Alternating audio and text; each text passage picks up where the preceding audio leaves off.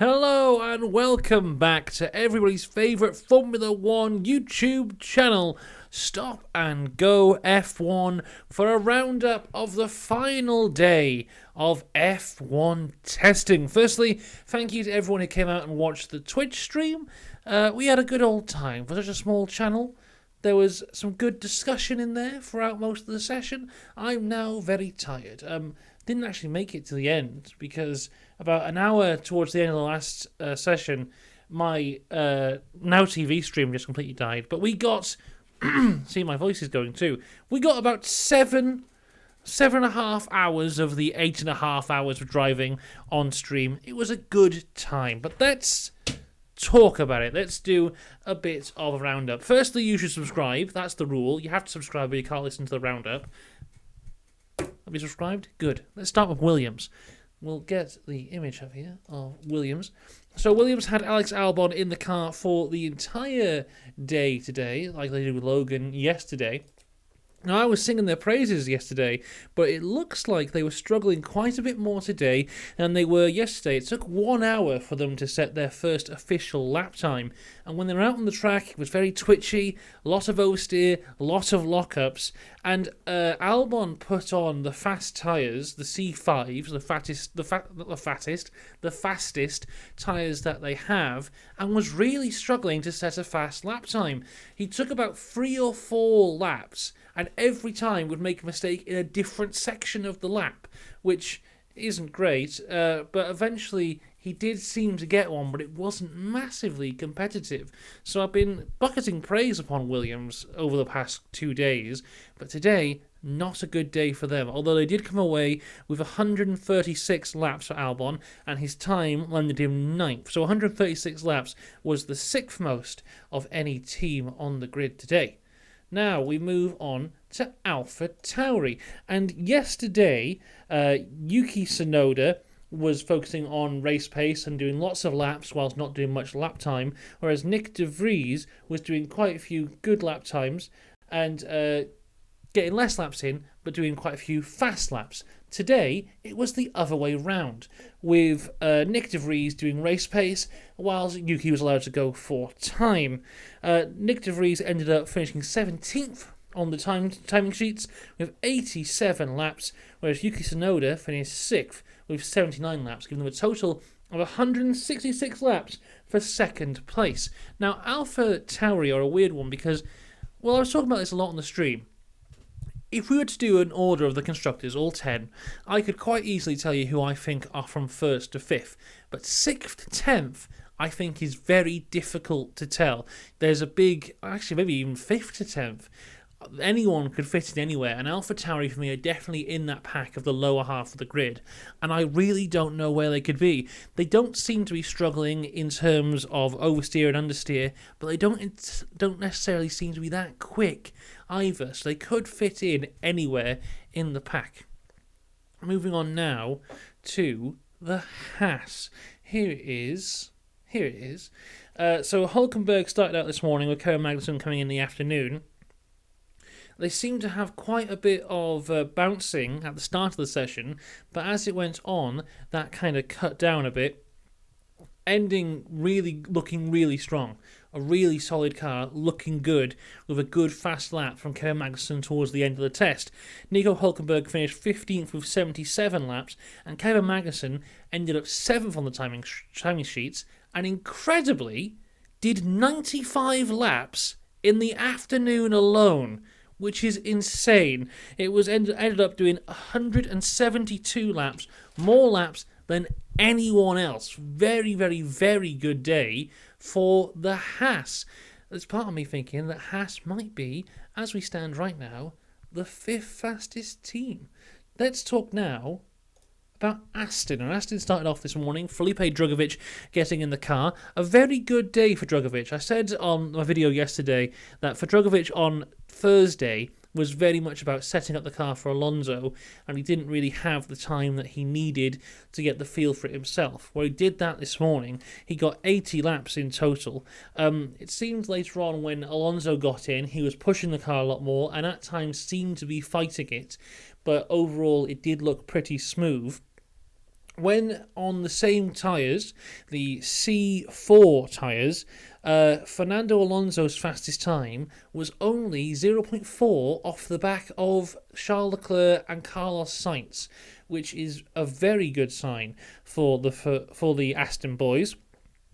At the end of the session, Felipe Drugovich was 10th with 80 laps, and Alonso was 9th with 80 laps. So very consistent for them. 160 laps in total, which is the third most out of anyone.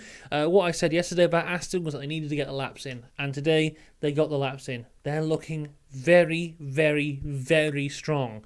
They look like they are either third or fourth fastest. It's between them and Mercedes. And looking at testing and listening to the commentators at the end, everyone seems to have a different opinion on who's ahead, either Mercedes or Aston. At the moment, I would say on qualifying pace, Mercedes is ahead. Race pace may go the way of the Aston, but it is incredibly close. Moving on. Alfa Romeo. Bad day for Alfa Romeo today. Porpoising really, really badly. Possibly the worst of anyone. It's between them and Alpine. The morning was cut short for them. There was a gearbox issue. Bottas broke down. It looked like a gearbox, actually. It wasn't, actually. It was a PU issue, which is quite a big deal because that's a Ferrari PU. And Ferrari have been relatively consistent in their reliability across all cars up until this point. But there was a breakdown this morning.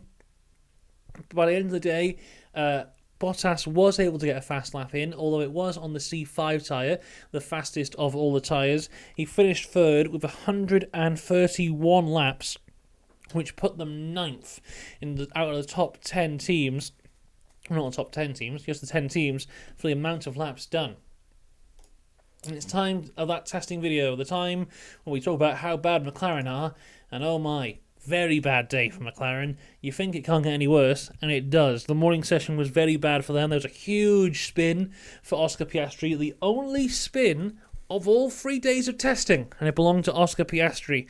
There was also huge lockups. Lando Norris not looking comfortable at all.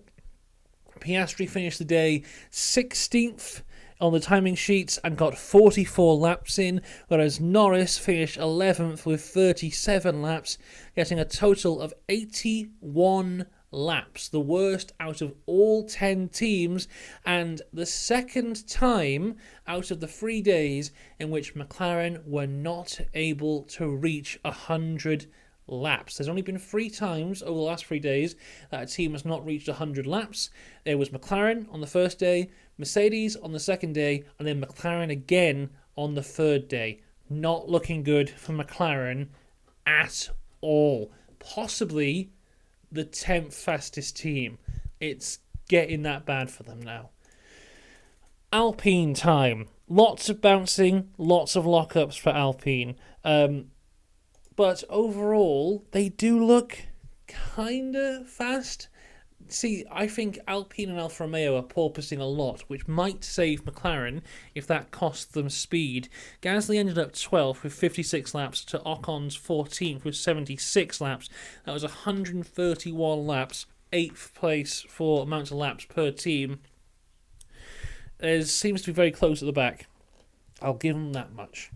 And I think the confidence of the launch may be gone. Let's talk about Mercedes. They're still massively wrestling this car. Big snaps of oversteer and just big time struggling.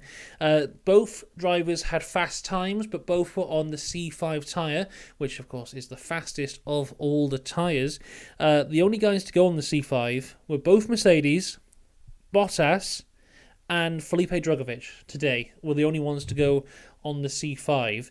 It ended up with Russell finishing 8th with 83 laps to Hamilton, who I haven't written down where he finished, but I think he was 4th. 1 second, let me check. No, he wasn't 4th. Where was he? But where's he got? Oh, he's second. Second on the timing sheets with that C5 time, 65 laps. So 148 laps in total, 4th out of anyone. So they got the laps in yesterday. They got laps in today, recovering from the issue yesterday. The downside is it's still not looking great for them. And their fast lap was on a tyre that no one else was really using. So, moving on to Ferrari. Some good laps here, and they were on the C4 tyre, which is the second quickest tyre, and managed to be faster than Russell's time. The interesting thing here is Charles Leclerc set a lap time which was incredible in the first session, and in the second session, Sainz was not able to beat it despite pushing extremely hard on a track which was in much better condition. Also, Russell was not able to touch Leclerc's lap time. It seems like this car works really well for Charles, which is good if you're a Ferrari fan or a Charles Leclerc fan. Leclerc finished 4th in the timing sheets with 67 laps, and Sainz was 5th with 76 laps, 143 laps altogether, giving them the 5th most laps. Time for Red Bull now, and it was Checo Perez's day, and to be honest, he took it kind of slow. The morning sessions, he did a lot of race pace stuff. Half of the afternoon session, he did a lot of race pace stuff. He was looking good, looking comfortable all day. Good race pace in general. At one point, when he went to go and try and have a go at the fastest lap, Carlos Sainz just got in his way. So they were fighting a little bit on the back straight and the start-finish straight, which was quite fun to watch.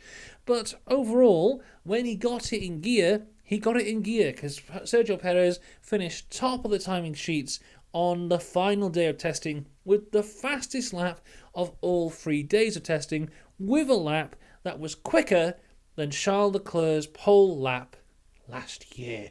And if that hasn't scared the enemies of Red Bull enough, this photo will, because it's a smiling Helmut Marko, and that was on his way in. Who knows how he's feeling now? So yes, Perez finishing first, 133 laps, giving them the 7th most of the day. Whew, there you go. Testing is done. We're done for testing now. The next time these cars will be on the track will be next Friday for free practice 1 and free practice 2. Then free practice 3 will be on Saturday along with qualifying till the big race on Sunday, where anything and everything could happen. Personally, I cannot wait. Unless anything big happens now, the next time I'll be back on this channel will be on Friday with my championship prediction video. So look forward to that. Should all be good. I hope you enjoyed testing, and I will see you next time. Goodbye.